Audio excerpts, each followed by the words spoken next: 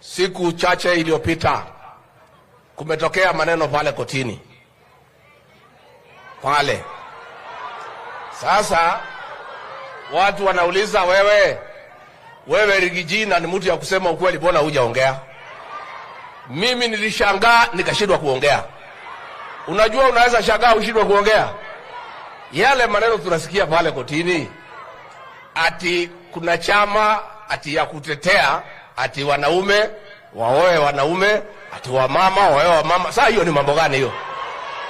Hiyo ni mambo gani? Sasa mimi nauliza, hata wale wanapitisha hiyo maneno na hatuna ubaya na kotini. Sasa mama akioa mama mwingine watabiana nini? Mama mtabiana nini? Hiyo maneno hatutaki.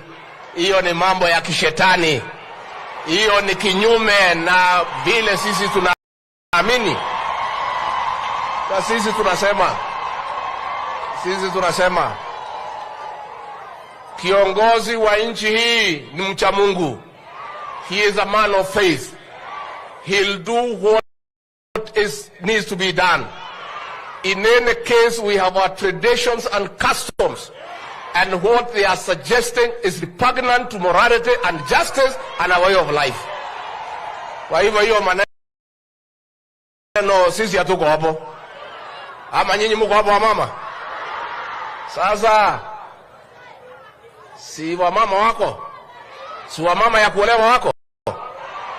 Sasa hawa mama tukiunda uchumi, tuwatengeneze vizuri, watengeneze nywele wakae mzuri, si wako hapo? Kwa hivyo naotaka kuuliza wa mama, kwa heshima msimame, kwa tupige vigelegele na shangwe, tumkaribishe kiongozi wa taifa ya Jamhuri ya Kenya, Daktari William Samoei Ruto.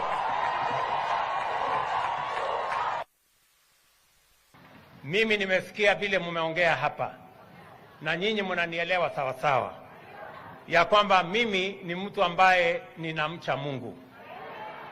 Yale mambo ambayo yamefanyika kule kotini, hata kama tunaheshimu kotini, lakini desturi, mila, Ukristo wetu, Uislamu wetu hauwezi kuturuhusu mke aoe mke mwenzake ama mwanaume aoe mwanaume mwenzake.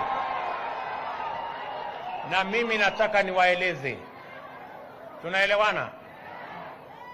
Mimi nataka niwaeleze ya kwamba katika taifa letu la Kenya tuko na mila, tuko na desturi, tunaheshimu katiba yetu, tunaheshimu madini zetu zote.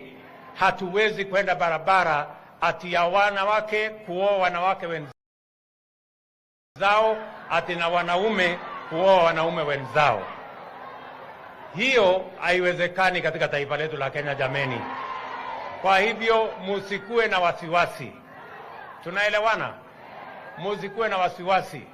Itafanyika kwingine lakini haitafanyika Kenya.